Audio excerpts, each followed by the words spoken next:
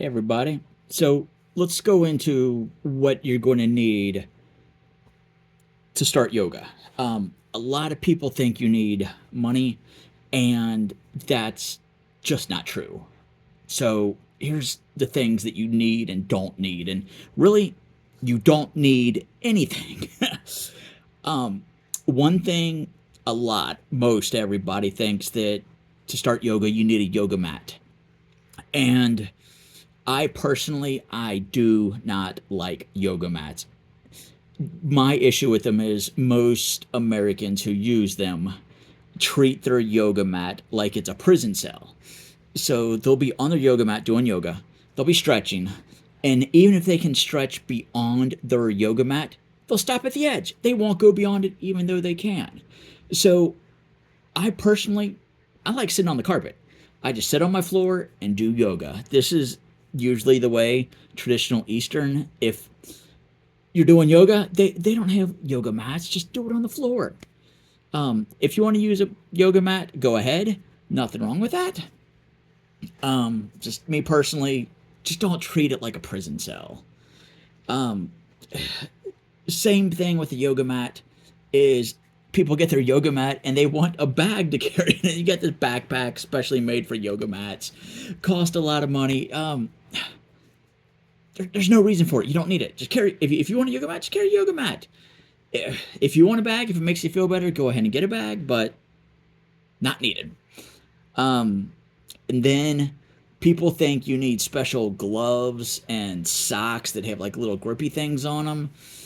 I don't like them. I like doing my yoga barefoot. Um, if the gloves and socks, the grippies help you, go for it. I understand a lot of people like them with the socks, especially the socks so you don't slip if you're stretching out really far to empower yoga. So if you want to go for it, I see no need in it. Um, same, same with a band. There's these large rubber band looking things. They're yoga bands to help you stretch. People will just go ahead and buy those. If you don't know what they're for, if you don't know that you need it, don't buy it. Don't buy it till you know you need it. Um, Same with blocks. A lot of people, there's these styrofoam blocks, and people will buy these just right up. They have no idea what they are. They'll just go ahead and buy them. They're if you can't get into some poses, and you can't usually if you can't reach the ground, it's to put an extra barrier there where you can just hold yourself up. Uh, Wait till you see if you need them. Um, Water bottles.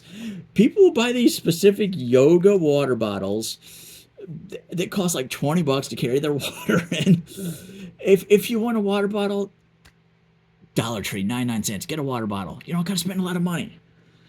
Um, and then yoga clothes. I see people a lot. I'm out at the store, and they'll be in the yoga aisle, and I'll start talking to them because I'll see that they have all this stuff, and they'll have these expensive, specific yoga branded clothes that are costing hundreds of bucks, and they've never even done a class of yoga. Look, I'm wearing basketball shorts and a plain T-shirt. Just wear what's comfortable for you. You don't gotta buy specific clothes. Uh, and then for when you're doing yoga, decorations. A lot of people like to buy different decorations. You'll see tapestries hanging. You'll see candles lit. You'll see incense lit. You don't need them. Just do it on your floor. If if this stuff helps you concentrate, go ahead. If it gets you more in the mood, helps you concentrate, all for that. Go ahead and do it. But you don't need it. And the same with music. Um, People will buy expensive yoga music CDs and stuff like that. You don't need a specific music. if if you want music, you can find them for free online and play it. If it helps you concentrate, go for it. And but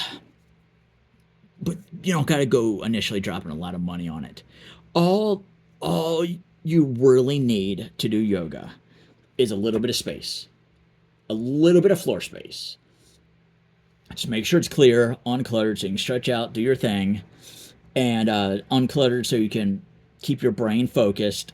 And with the brain focused, if you got kids or a partner or anything like that, let them know that when you're doing yoga, this is your personal yoga time so that you can focus. You don't want people intruding, barging in. Especially people have a way of doing that. If you're at home doing yoga and you say, "Hey, I'm gonna be doing my yoga, leave me alone," it's like as soon as they know you're trying to do something, hey, I need this, I need that, I need it. So let them know that, leave you alone for a while you do this. Um, One thing, this is totally up to you. If you might have seen my dog stick her nose in right over here a few minutes ago. If you got a dog or a cat, and that's up to you. If you want to let them in while you're doing yoga, if they're peaceful for you, go ahead, let them do it. If you're not comfortable with it, lock them out. My dog will occasionally come in, see what I'm doing, walk around a few times, stick her nose in, and I'm all for that. I love my dog. My dog brings me peace. But if your dog or cat, even if you love them, if they're not so not so calm, that's your call. Now, the only thing there is one piece I do recommend. There's one piece of equipment I do recommend, and that's a yoga roller. These are very cool. Usually they cost about $10, and speak. Usually these rollers cost about $10, and if you have a sore muscle or something like that, you just lay this down, put your arm, your legs, your back, your neck, whatever part, and just roll on it. These I recommend these to everybody. They're really awesome. Get the ones with the grooves. Again, not required. This is not required. This is just the thing I recommend. If you can't afford this, you can go and buy like a pole noodle and cut it down. Exact same thing. The only difference is the grooves get a little bit deeper into your muscles. So that's, again, what you need. I recommend almost nothing. But if you like this stuff and it helps you focus and it brings you more peace, even though I don't use it, go ahead and use it for you. So there's no right or wrong. Whatever makes your yoga more enjoyable, relaxing, and beneficial to you. Namaste.